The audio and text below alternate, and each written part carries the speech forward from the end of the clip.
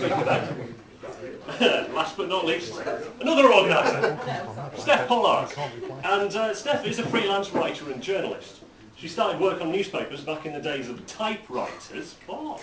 Typewriters. When you could smoke at your desk and knock back a pint at lunchtime, just to release writer's block. A pint? Are you kidding? If they still did that, I'd be a journalist. She now works in PR and writes press releases for local businesses and newsletters and web copy for national charities. She runs an online art gallery with her husband and walks the retired greyhounds around the broken glass strewn back streets of what?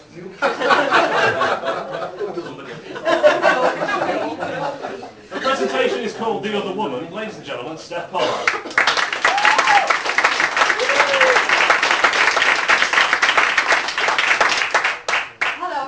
Well, we did have one other speaker before we start, but they've had to be poorly, so I think we've got two organisers, so they'll do information.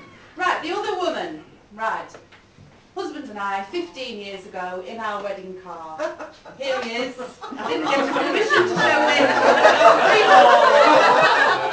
Looking haggard, hairy, 15 years.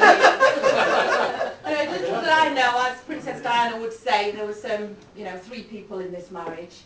The other one being a woman called Claire White, who is a Cornish artist. Here's our son, 10 years old, surrounded by Claire White's work.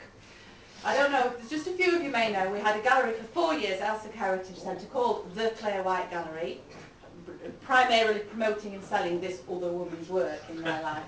Me being the woman that stood in this gallery and manages an online presence and a Facebook page, I'm constantly mistaken for Claire White. Bankers and sellers, anybody phone in the gallery, hello Claire, and I go, yes, and all that. People at Elsick are still waiting, Claire, hello Claire, relief security men, hi Claire, I go, hi. This is not me, it's the other woman in our marriage, and here she is. This is Claire White. So the aim of this presentation is just to introduce you and share with you and counsel with you who this other woman is, and introduce you to her and explain our connection. Claire White was born in 1903 and died in 1907. She was born in Sidmouth in Devon, and I'll get onto the connection with Andy in a bit.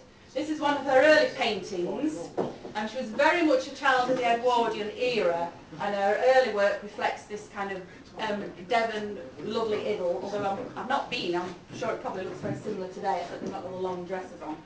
But this is one of her early works.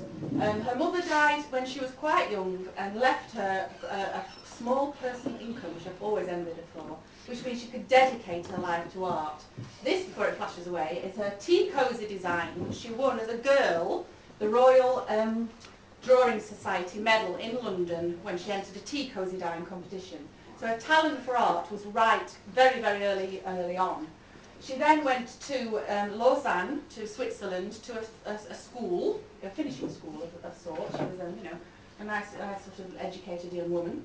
And she had a lifelong love of Lausanne and visited many times, and this is the Wetterhorn and Grindelwald in Switzerland, and a lot of her work is of Switzerland and her many, many travels, because she basically dedicated her life to painting and to travel. She went with her watercolours to Paris, to northern France. She was mad about learning everything she could about art. She was very influenced by the Nabi group in northern France and Gauguin and their work. She was one of the first, she also went to Venice, she travelled everywhere with her watercolours, said the gondoliers were the best models ever, which you can imagine. She studied at the Torquay School of Art, was one of the first female artist students to be allowed to paint life models. She was one of the, that age kind of thing, and it just wasn't allowed before, and she was the first generation of students allowed that. She also travelled to Barbados, where her sister was here. Was teaching in Barbados, so every year she got to travel and visit her, and this is Claire here, painting and sketching here. Everywhere she went, she sketched and painted. We do have some tapes of her voice talking about all these different places she went to, Egypt, Yugoslavia, Sicily, always surrounded by kids. Whenever she walked back to the hotel, she had to give them all a brush to hold to walk back to the hotel. She just was an independent woman that painted and travelled, and my husband was more passionate about her than me.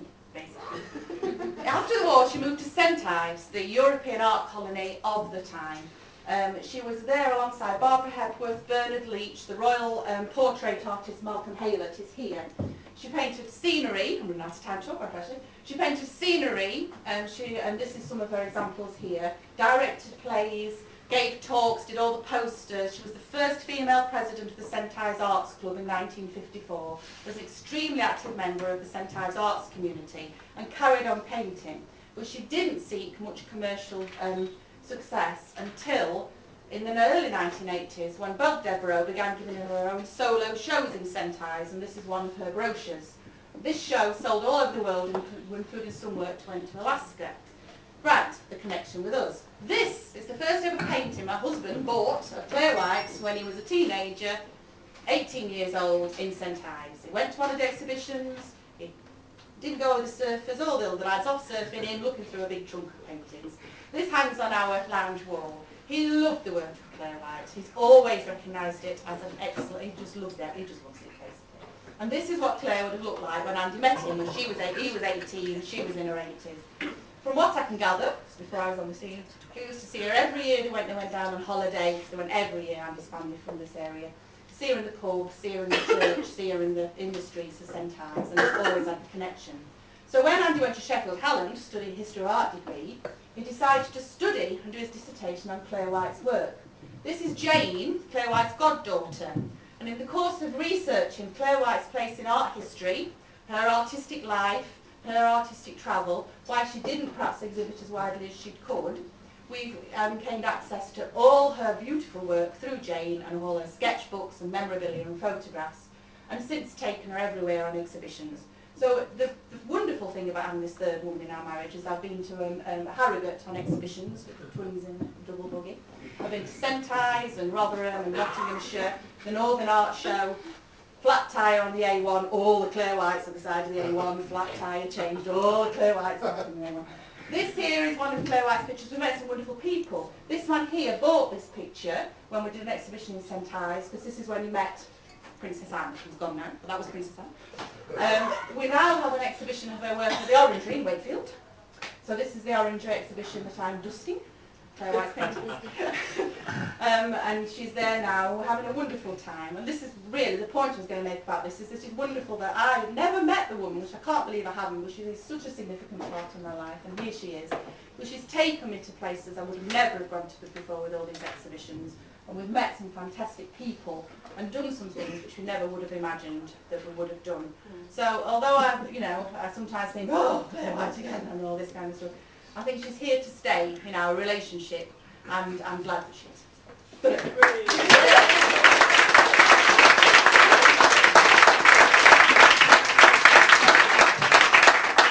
Pollard, excellent timing.